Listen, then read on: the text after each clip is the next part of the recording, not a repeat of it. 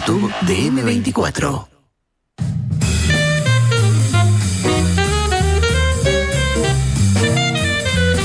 Hoy la comisión especial que analiza el tema en la Cámara de Diputados votará el proyecto de ley de reforma de la Caja de Jubilaciones y Pensiones de Profesionales Universitarios. Las negociaciones para aprobar el proyecto tuvieron este viernes un avance, pero se mantienen algunas diferencias. El presidente de la comisión que estudia el proyecto, Joaquín Garlo, les trasladó a los representantes de la coalición la respuesta del gobierno a la propuesta que habían presentado este jueves. Para interiorizarnos sobre los puntos de discrepancia que se mantienen, recibimos en Nada que Perder al diputado Garlo. Buenos días, Joaquín, gracias por acompañarnos esta mañana. Buenos días, un gusto estar con ustedes en esta mañana. Estábamos diciendo fuera del aire que es un tema muy arduo y ahora mencionábamos en esta introducción que sin embargo hubo puntos que el gobierno rescató de esta propuesta de la oposición. Pero bueno, una de las modificaciones en las que persiste una diferencia, y queremos arrancar por ahí, es esto del aumento del aporte de los activos, que pasaría según el proyecto inicial de 18,5% a 22,5%. Eso la oposición dice que se debería mantener tal como está. ¿Cuáles son los argumentos de unos y de otros? Bueno, en primer lugar, como ustedes saben, la Caja de Profesionales viene atravesando una situación crítica en términos financieros desde hace ya mucho tiempo. Y la realidad es que esa situación se agudiza este año, tal como estaba previsto en las proyecciones actuariales desde hace ya mucho tiempo. Entonces, el Poder Ejecutivo, en razón de 45 días después de haber asumido, envió al Parlamento un proyecto de ley para no solamente dar una solución a la situación de urgencia que atraviesa la Caja, que según el propio directorio en julio ya no podría hacer frente al pago de sus obligaciones, al pago de las jubilaciones y pensiones, sino también pensar la estabilidad del subsistema para los próximos 20 años. Y en ese sentido el proyecto establece un esquema de financiación que reparte las cargas entre todos los actores involucrados. Por un lado, un aumento de la tasa de aporte de los activos, que es el punto al que hacías referencia.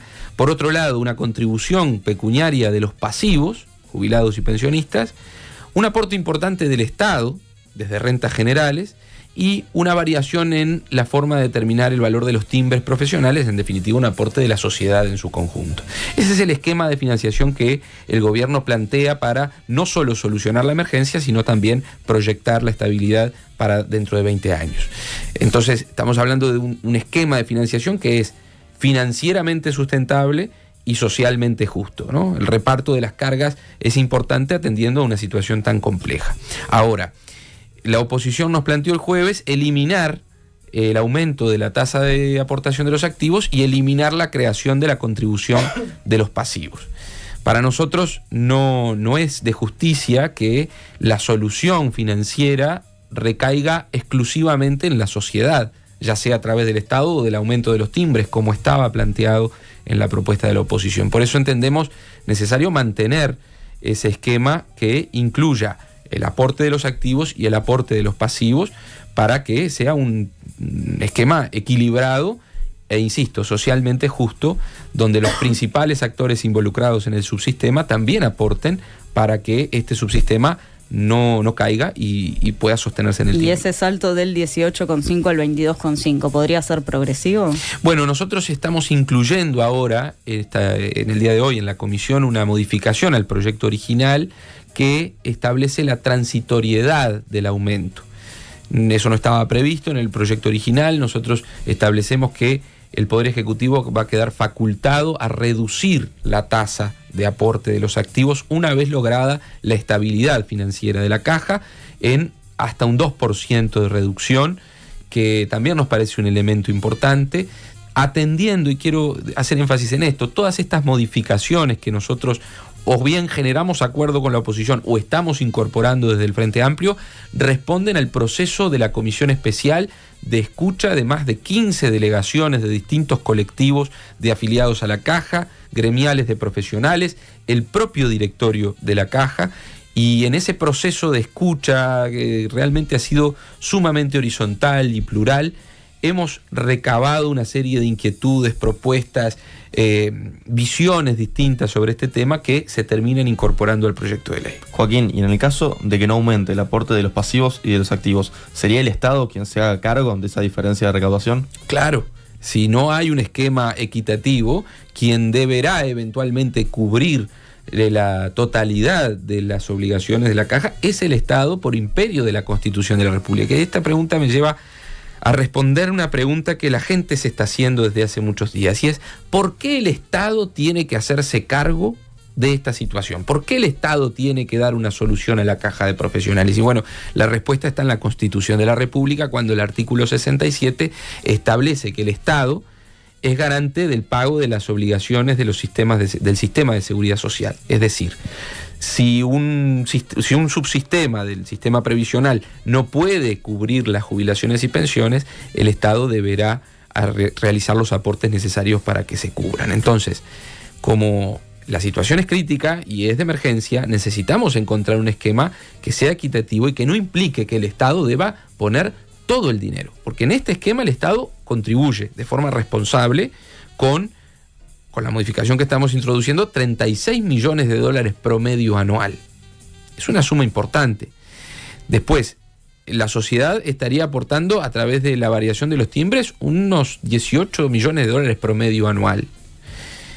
También es un aporte importante. Y por parte de los activos se está registrando un aporte de alrededor del 30 y poco por ciento de la solución general, y por parte de los pasivos un 40% de los aportes del esquema de financiación. Entonces, sin lugar a dudas de que es necesario pensar, primero, que acá no se trata, como se ha planteado por parte de algunos, de poner trabajadores contra trabajadores, que no se trata de considerar a los profesionales como privilegiados, porque los profesionales son trabajadores también, trabajadores en régimen de independientes, no son dependientes. Esto es importante porque la caja de profesionales es el sistema de la seguridad social de los profesionales que están en ejercicio liberal de la profesión. Son trabajadores que no tienen patrón, digamos. Entonces, la naturaleza de ese sistema, la historia compleja del sistema, porque la caja nace en el año 1954 ante la inexistencia de la seguridad social para los profesionales independientes. Entonces, los profesionales tenían que o trabajar hasta morirse o generar ahorros durante su vida activa para poder retirarse. Entonces, ante esa situación nace la caja de profesionales con un montón de particularidades que han complejizado su historia y que nos llevan a este escenario también. Ahora, claramente, la caja en este momento tiene un déficit, como tú mencionabas recién, y se están en discusión justamente los puntos que tienen que ver con la recaudación para financiar a esta caja. Entonces, desde la oposición, ¿qué es lo que se plantea si se sacan, si no se aceptan estas modificaciones? Bueno, ¿de qué manera el Estado puede alivianar esa carga? Bueno, la propuesta de la oposición para eliminar el aporte de los activos y de los pasivos es aumentar en 50 puntos porcentuales los timbres, en razón de un aumento semestral hasta el 2027, y un mayor aporte del Estado, de rentas generales, y la posibilidad de endeudamiento de la caja. Lo que nosotros respondemos a estas propuestas es que el aumento de los timbres no nos parece... Recae todo sobre la ciudadanía. Y en definitiva, a través del Estado y de los timbres profesionales, sí, recaería casi en su totalidad sobre la generalidad de la ciudadanía, ¿no? Porque los profesionales son parte de la ciudadanía. Claro. Eso también hay que dejarlo claro, ¿no? No que se está trata por fuera de dejarlo la caja, por fuera, quiero decir. Sino de la ciudadanía que está por fuera de la caja, exactamente. Quedaría todo en los timbres profesionales que pagan los ciudadanos, y los aportes del Estado, ya sea a través de rentas generales, el aporte directo, o la facultad de endeudamiento de la caja. ¿Y qué pasa con este punto? Nosotros planteamos la facultad a la caja de endeudarse por hasta 2.000 millones de unidades indexadas para cubrir la brecha financiera que pueda surgir en el pago de las obligaciones de acá al 2045. Y también la posibilidad de que el Estado le otorgue una garantía soberana para que se endeude con organismos multilaterales de crédito de los que el Estado uruguayo sea parte. Ahora, la solución al problema financiero para salir de la emergencia no puede ser el endeudamiento. Un organismo que está fundido no puede recurrir al endeudamiento para salir de esa situación. Es ilógico, ¿no? Entonces, el endeudamiento está previsto para ya cuando la solución esté encaminada, la solución que prevé el aporte de los activos y de los pasivos. Esos son los puntos de divergencia con la oposición, pero estoy convencido de que la construcción del acuerdo y del consenso en este caso es posible, porque este es un tema que por su importancia y por sus características tan particulares, es un tema sensible, es un tema urgente, va a encontrar al sistema político a la altura de las circunstancias para llegar a un acuerdo en términos republicanos. ¿Cómo ves porque la esa sociedad posibilidad? lo exige así. Bueno, creo Digo, que pensando que, por ejemplo, Gustavo Salles ya dijo que no acompañaría ninguna de estas variantes, ¿no? Ni la presentada por los otros partidos de la oposición, ni la del Frente Amplio, y bueno, faltan 2 diputados para el FA. Sí, Identidad Soberana ha sido muy categórico en su planteo, pero las conversaciones con el resto de los partidos del espectro de la Cámara de Diputados han sido muy horizontal y muy proactiva. Quiero decir, ha habido un ámbito de intercambio y de negociación que todavía no ha terminado, porque ahora a las 2 de la tarde se reúne la comisión donde vamos a, en definitiva, terminar de discutir este tema y aprobar en comisión el proyecto. Ya han existido manifestaciones de actores de la oposición diciendo, bueno, hay voluntad de aprobar el proyecto el miércoles en la sesión extraordinaria y que pase al Senado y seguir el proceso de discusión en el Senado. O sea, hay un clima que creo que es lo que la sociedad le exige al sistema político, ¿no? Ahí la posibilidad de destrancar sería esta que decías de poner que el Ejecutivo dentro de unos años más adelante pueda volver a un 20% de la suma de aporte, el incremento de aportes. Sí, por ejemplo, ese es un elemento que creo que puede contribuir a la posibilidad de alcanzar un acuerdo. Y el acuerdo es necesario porque la situación es urgente y somos todos contestes en que la situación es urgente y que se requiere una solución, y una solución, insisto, que no solamente ataque la urgencia, sino que proyecte la estabilidad por lo menos para dentro de 20 años. ¿Qué va a pasar a mediano plazo si no se aprueban estas modificaciones? Ya se ha hablado de que la situación es sumamente preocupante. Sin ir más lejos, bueno, se ha hablado de que en julio ya no habrían fondos suficientes para hacer frente a las obligaciones. Entonces, en términos generales, ¿qué es lo que sucederá con la caja a mediano plazo si no logramos solucionar esto a nivel legislativo? Bueno, lo que refería anteriormente, si no se encuentra una solución legal en estas próximas semanas, es el Estado el que va a tener que hacer frente a todas las obligaciones respecto de la caja de profesionales. Claramente es un escenario que ningún actor político ni ninguna persona en la sociedad uruguaya creo que estaría dispuesto a enfrentar, porque eso implicaría que el Estado dejara de destinar recursos a otras cosas, ¿no? A otras políticas públicas importantes para el desarrollo del país. Entonces, creo que ese escenario nadie se lo plantea, ¿no? Permitir que la caja caiga en default. Entonces, o sea, si esto no se aprobara, automáticamente el Estado pasa a liberar fondos para la caja. No es automático, pero el Estado tendría la obligación de cubrir esas obligaciones conforme el artículo 67 de la Constitución. Queríamos hablar otro tema con vos, aprovechando que nos acompañás esta mañana, que tiene que ver con tu departamento, con Maldonado. Y bueno, a modo de balance, consultarte cómo viste las departamentales allí, justamente en Maldonado, las elecciones departamentales. Bueno, fue una elección sin grandes sorpresas, ¿no? El Frente Amplio en Maldonado ha venido atravesando un proceso de recuperación en términos electorales desde la elección interna del mes de junio del año pasado, que permitió un crecimiento en la elección general de octubre y en la segunda vuelta de noviembre, pero que no se vio reflejado, lamentablemente, en la elección departamental de mayo. No obstante ello, entiendo que el proceso de transformación del Frente en Maldonado, de generación de relevos, de renovación, no solamente en términos generacionales, sino también en concepciones, en formas de ver la política y de hacer política, se viene llevando adelante con mucha fuerza. Y también el mensaje de la ciudadanía creo que es claro para el proceso de autocrítica y de escuchar la crítica que el Frente Amplio debe hacer para poder generar un proyecto político nuevo, distinto, que reúna la voluntad de acompañar de la ciudadanía, ¿no? Y en ese sentido, creo que tiene que ver con el tema de la caja, ¿no? En el punto de que la ciudadanía le está exigiendo al sistema político en forma sistemática que se junte a abordar los temas que importan alrededor de una misma mesa y dejar de lado las diferencias para poder justamente construir los consensos para solucionar los problemas de la vida cotidiana de las personas. Y en esa lógica y en esa forma de trabajo estamos en Maldonado justamente apostando a ese proceso que implica también poder identificar ¿por qué la ciudadanía no acompañó al Frente Amplio con su voto, ¿no? ¿Y cuál es tu hipótesis? Pasó? Y bueno, yo creo que son múltiples los factores que llevan a ese escenario.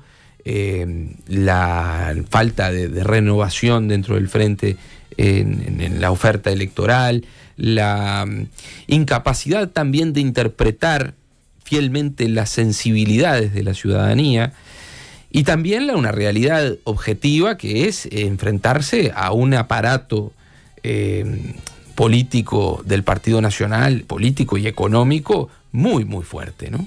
Estamos hablando de una campaña casi que a niveles presupuestales, a nivel de una campaña nacional, ¿no? Si fueron a Maldonado en estos meses, lo habrán visto, la cartelería en la calle a un nivel obsceno, la publicidad en los medios prácticamente que monopólica. Entonces, sin duda que también ese es un factor externo que incide en el resultado, pero que no es el único, y también debemos mirar hacia adentro con humildad para poder entender el por qué la gente no acompaña el proyecto del Frente y poder entender también las transformaciones que tenemos que llevar adelante internamente para lograr las mayorías necesarias. ¿Y cómo se puede llegar a revertir esto pensando en que justamente hay un tema de presupuesto importante? Y bueno, yo creo que ahí eso se contrarresta con mucho trabajo en el territorio, ¿no? Con la cercanía con la gente, que ha sido nuestra característica fundamental a lo largo de estos años y que debemos reforzar de aquí en adelante. Esa cercanía con los vecinos, atendiendo la cotidianeidad y logrando conocer la realidad del departamento para, en el caso de quienes ocupamos lugares de responsabilidad institucional, representar lo mejor posible a nuestro pueblo y también ir atendiendo las necesidades que van surgiendo, que en Maldonado son muchas, porque si algo quedó demostrado también, a pesar del resultado, es que Maldonado necesita un cambio en la forma de abordar, por ejemplo, el interior del departamento, las localidades. La inversión pública está concentrada en determinadas zonas. Necesitamos pensar en una integralidad del desembarco de las políticas públicas, y el gobierno nacional ya está trabajando en ese sentido. Logramos, a modo de punteo en estas últimas semanas, concretar un comodato de la Intendencia para ANEP, para el crecimiento edilicio de la Escuela 102 del Balneario Buenos Aires. Estamos ahora trabajando por el comodato para el Liceo número 3 de San Carlos, el Liceo 2 de Piriápolis, que son obras necesarias que la ciudadanía exige y que lamentablemente durante estos años no se concretaron y que nosotros estamos trabajando para poder concretar. O sea, ya empezamos también un proceso de diálogo con las nuevas autoridades. El intendente electo le pidió una reunión formalmente a las autoridades del Frente Amplio. Creo que eso es una muy buena señal, marca un rumbo distinto a lo que estábamos acostumbrados en estos últimos 10 años con el gobierno de Enrique Antía, y se abre una puerta para justamente trabajar de forma mancomunada por los temas que importan, dejando las diferencias de lado y pensando en el bien común. Diputado Frente Amplista Joaquín Garlo, muchas gracias por acompañarnos esta mañana. Gracias a ustedes, es un placer.